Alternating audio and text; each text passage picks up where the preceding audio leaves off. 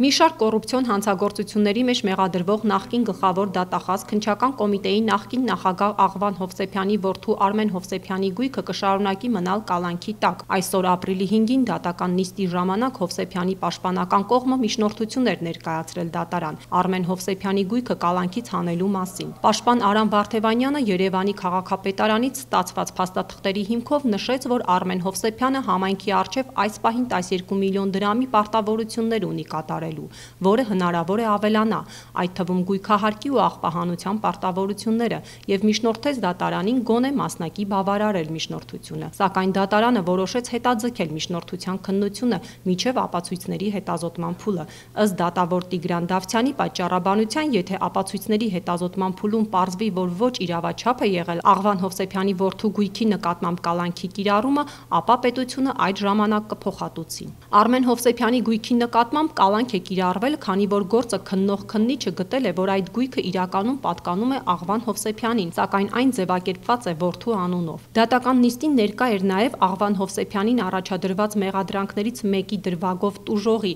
Էլիտ Շանտ ընկերության սեփականատեր Վարշամ Ղարիբյանի պաշտպան Հրանտ Անանյանը։ Պաշտպանը այս քրեական գործի շրջանակում քաղաքացիական հայց է ներկայացրել դատարան ընդդեմ Աղվան Հովսեփյանի, պահանջելով բռնագանձել նրանից 672 միլիոն դրամ արժողությամբ գույքը կամ գումարը։ Հրանտ Անանյանի խոսքով 2009 թվականին մոտ 3 հեկտար հողը Աղվան Հովսեփյանի առաջարկով Վարշամ Ղարիբյանը նվիրատվությամբ հանձնել է Տիգրան Մեծ հրատարակչության նախկին տնօրեն, Ազգային ժողովի Հայաստանի Հանրապետական կուսակցության նախկին падգամավոր Վրեժ Մարկոսյանին, որը հանդիսացել է Աղվան Հովսեփյանի մտերիմը։ Նպատակը եղել է այն, որ այդ գույքը ձևակերպվի որպես երաշխիք,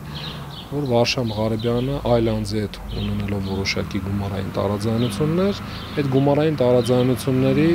ուրեմն կարգավորման երաշխիք լինի, փոխադարձ պարտավորությունների կատարման։ Փաստաբանը նշում է Էլիտ Շանտ ընկերության սեփականատեր Վարշամ Ղարիբյանի եւ այլ անձի միջև տարաձայնությունների հարցն այդպես էլ չի հարթվել, եւ հետագայում Վարշամ Ղարիբյանին պատկանող գույքը Ազգային ժողովի նախկին падգամավոր Վրեժ Մարկոսյանը նվիրել է Աղվան Հովսեփյանի որդուն, որը փաստաբանի խոսքով կատարվել է Աղվան Հովսեփյանի դրդմամբ։ Տվյալ 3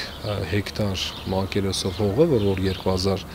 2017 թվականի դրությամբ գույքային արժեքը եղել է 672 միլիոն դրամ, Աղվան Հովսեփյանի դրդմամբ Վրեժ Մարկոսյանը նվիրել է Աղվան Հովսեփյանի որդուն Արմեն Հովսեփյանին։ Այս դրվագով կա դատավճիռ, դատարանն այս իրավիճակին տվել է քրեաիրավական գնահատական, հափշտակություն, տուժող է ճանաչված Էլիտ Շանտ ընկերության սեփականատեր Վարշամ Ղարիբյանը, սակայն գույքը դեռ չի վերադարձվել։ Համար տրամադրված է պարոն Հովսեփյանը, այդ գույքը որևէ ձևով հետ չվերադարձնել, ինչը անհասկանալի է։ Ստացվում է Վրեժ Մարկոսյանին տուժողը նվիրել է, նվիրատվության անհատույց տրամադրել է, ու դա անվիճելի է, որտեղ Վրեժ Մարկոսյանի վերաբերյալ կա օրինական ուժի մեջ մտած դատավճիռ, որով Վրեժ Մարկոսյանը իրեն մեղավոր է ճանաչել, եւ այդ դատավճիռը պարոն Մարտիրոսյանի նախագահությամբ կայացվել է ու չի բողոքարկվել։ Հետագայում նաև Վրեժ Մարկոսյանը անհատույց նաև տրամադրել է Աղվան Հովսեփյանի որդուն, եւ այս իրավիճակը գնահատվել է որպես ըստեյության հանցագործություն։ Հրանտ Անանյանն ընդգծում է, ոչ Աղվան Հովսեփյանը, ոչ իր որդին այդ գործարքի համար չեն վճարել, ավելին, նույնիսկ Վրեժ Մարկոսյանը չի վճարել այդ գործարքի համար, որն իրեն արդեն իսկ մեղավոր է ճանաչել, թե ինչու գույքը հետ չի վերադարձվում, Հրանտ Անանյանի խոսքով դա որևէ ձևով չի պարզաբանվում։ Դատական նիստերի ընթացքում շուտ փաստարկներ են հնչում, որ այդ գույքը պետք է հետ չվերադարձվի, որովհետև չպետք է քննարկման առարկա դառնա քրեական վարորդի շրջանակներում, մոռացում տալով, որ այդ մասով կա ուրեմն մեղադրանք։ Եթե պարոն Հովսեփյանը այդ մասով որևէ հանցագործություն չի կատարել, անհատույց ուրիշի գույքին տիրանալու դիտավորություն չի ունեցել, ես իմ համար անհասկանալի է, թե ինչու այս դեպքում ինքը այդ գույքը հետ չի վերադարձնում, չէ՞ որ դրա համար որևէ